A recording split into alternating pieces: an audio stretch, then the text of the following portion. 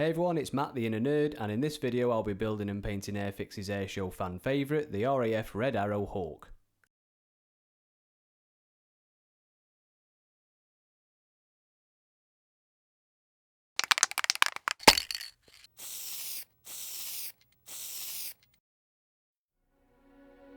Starting off, this kit is a starter set, although I'll be placing the paints in the box to one side and throwing everything I've got to make this little red super shiny jet. The kit is quite simple, perfect if you're just starting out from modelling, but with just 20 pieces in the box there's plenty of room to make some modifications of my own. All of the tools I'll be using are linked in the description below. These will take you to Amazon, and if you use the link to purchase, Jeff will allow me a small amount from his space fund to keep the channel going at no extra cost to you. He's a nice guy, isn't he? So anyway, I remove the parts from the sprue with side cutters and then glue them together using extra thin cement. This one's blue so that you can see what I'm doing, but Tamiya sell this stuff as well, along with the quick dry, which I highly recommend for those impatient ones amongst us, me included. Then the first of the modifications. I use evergreen styrene sheet to make the front gear bay doors. You can use this using the same glue as the rest of the model, so it makes it very easy to attach.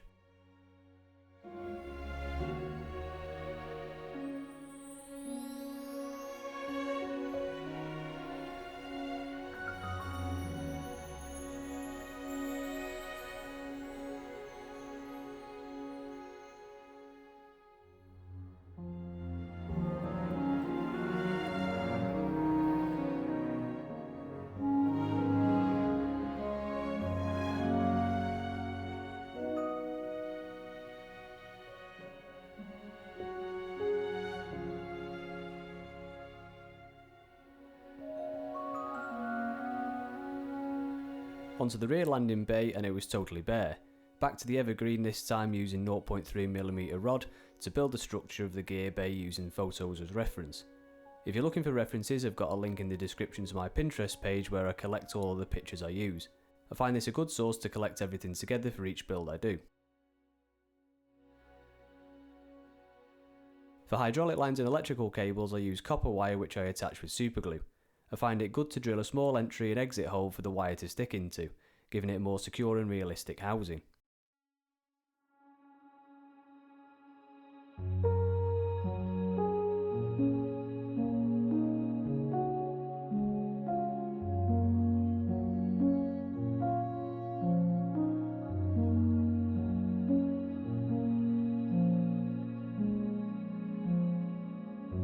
I went a bit more advanced with the landing gear and used brass rods where I could slide a larger over the thinner to make a convincing looking hydraulic strut. Again, I drilled a hole to house it and attached with superglue.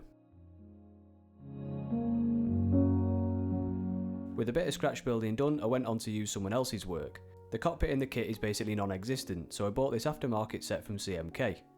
It was a massive improvement on the kit, but if you're a beginner I'd probably skip this part because fitting it took more than I'd hoped for.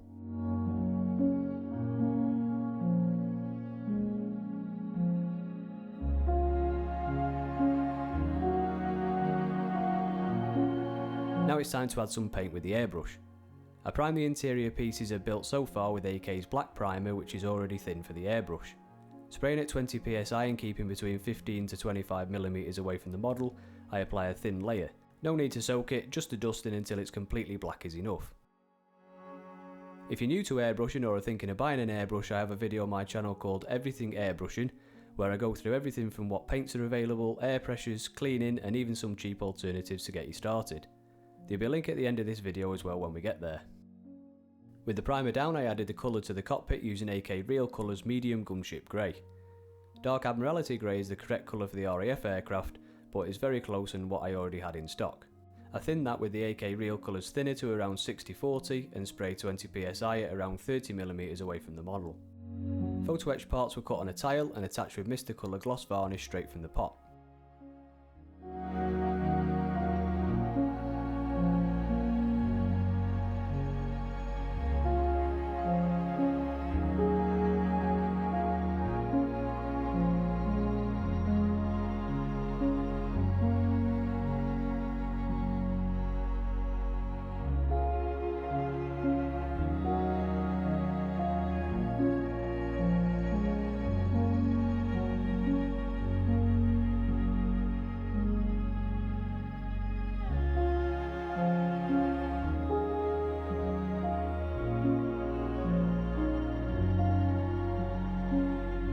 To add some depth to the cockpit after painting, I used Ammo's oil brushes thin with white spirit to make a wash.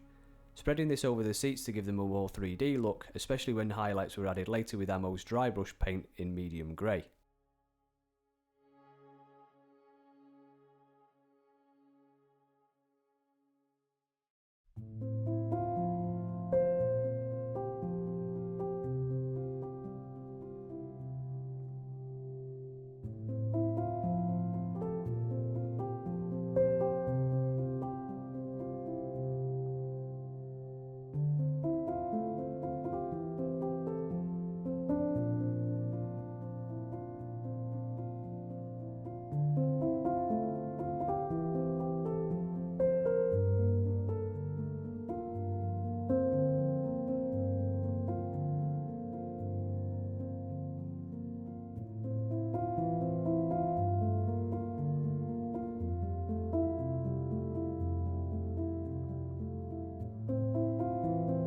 Any gaps that appeared during the assembly were filled with medium thickness superglue. You can use modelling filler, but I find that superglue does a better job because it's faster and harder. Now name me one thing that's not better when it's faster and harder.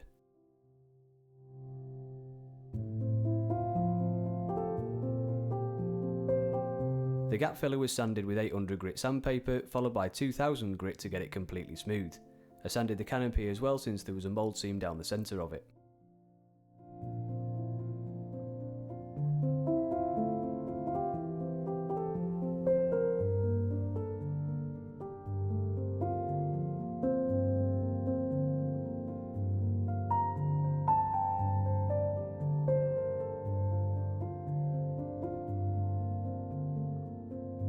With that sorted, I polished the canopy back up to its full shine using Tamiya's polishing compounds and a rotary tool.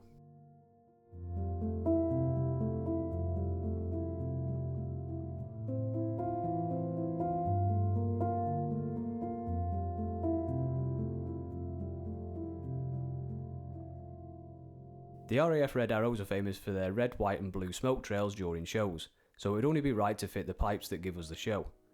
I drilled a small pilot hole and used 0.3mm copper wire to replicate them.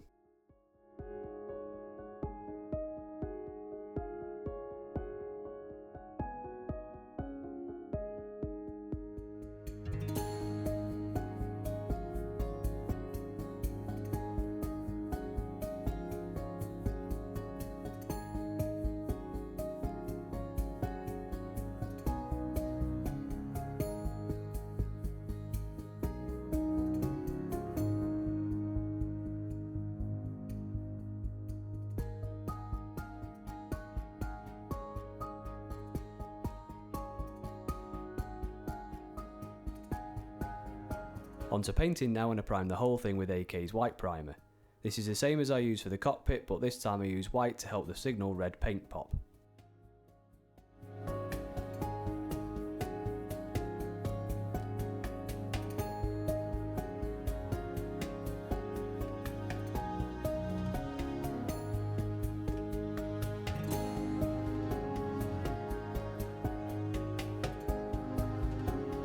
Signal red is the bright red used for the RAF red arrow's distinctive colour. I use this one from MRP, which is pre-thinned and can be sent straight through the airbrush out of the pot. The MRP paint's a lacquer base, so building a mist layer first on top of the primer is a good idea so that it doesn't burn the plastic of the model. Applying the paint at 20 psi and keeping between 15 to 20mm away from the model, I lay a transparent layer down first to grab the primer.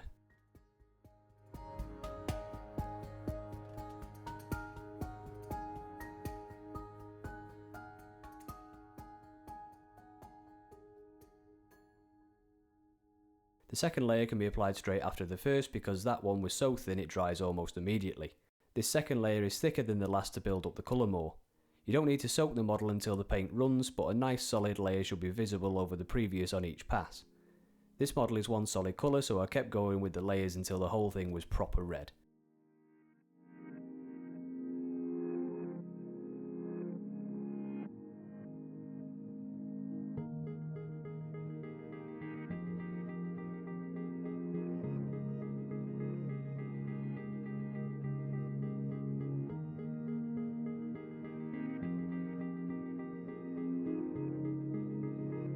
The The kit doesn't come with the underside decals to make the red arrow, so I masked it all off with Tamiya tape before attacking it with white paint.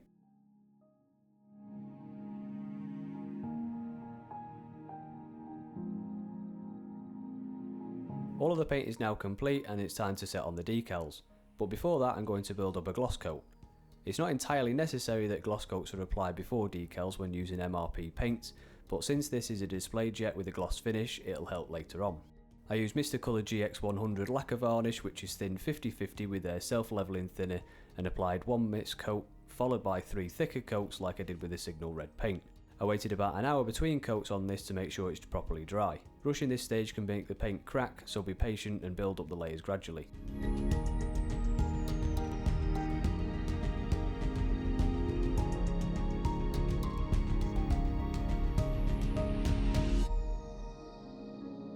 To help the decals form to the model's details, I used Tamiya Mark Fit Strong and gently heated once the decal was in position. A hairdryer or heat gun is good for this, set her to around 80 degrees C. There isn't a number of rounds that you have to do with this other than until it looks as though all the details showing through the decal clearly, but the order is Mark Fit, heat, Mark Fit, then heat, and so on.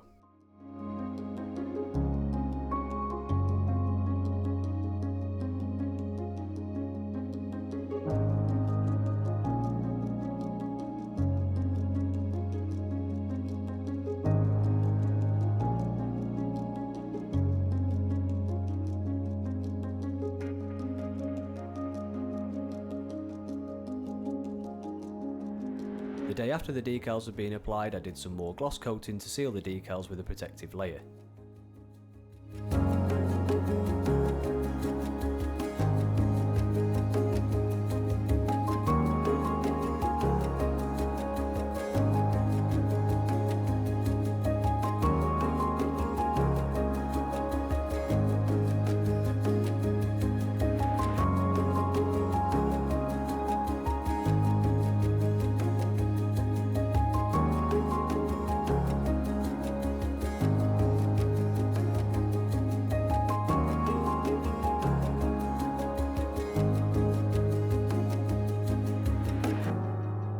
Whilst I was waiting for the gloss coats to cure, I added a small exhaust can that I 3D printed since there was just an open void in the plastic.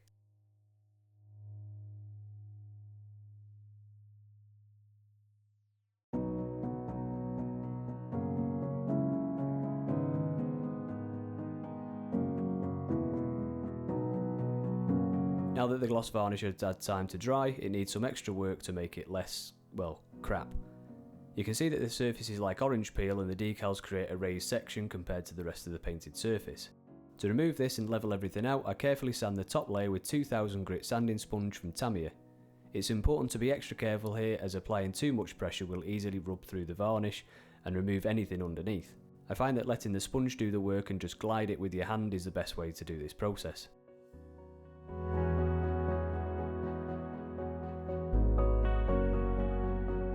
In this comparison on the tail, you can see that before this process the decal was raised and the varnish layer was bumpy.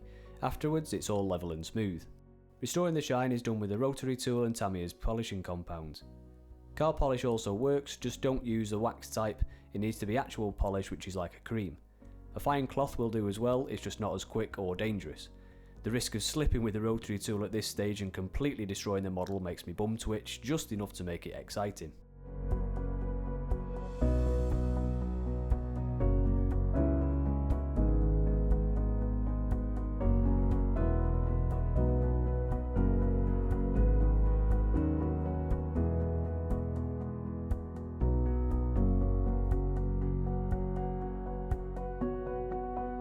The final touches were some very slight weathering with oil paints on the undercarriage.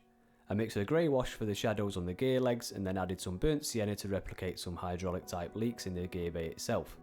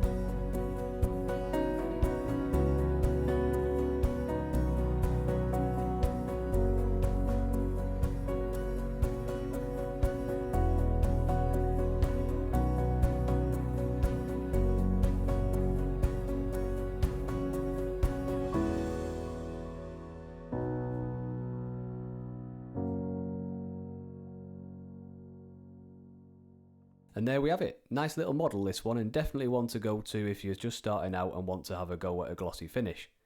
The fit is good if you don't go faffing around like I did, but plenty of opportunities to do so if you do. Thanks for watching, I'm the Inner Nerd, and this was my build of Airfix's 1/72 scale RAF Red Arrows Hawk. See you in the next one.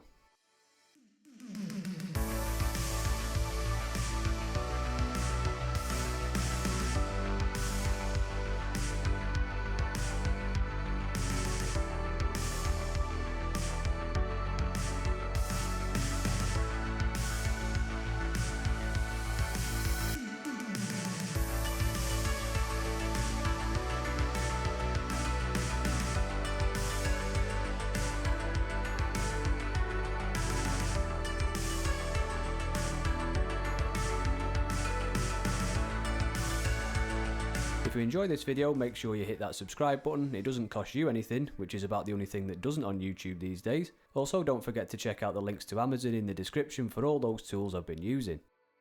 There's more videos like this on my channel, so go check them out as well by clicking the little logo at the bottom of the screen. Thanks again for joining me. My next video will be this, Kinetic's new F16. Their old one I smashed up a couple of years ago, so let's see if this one's improved.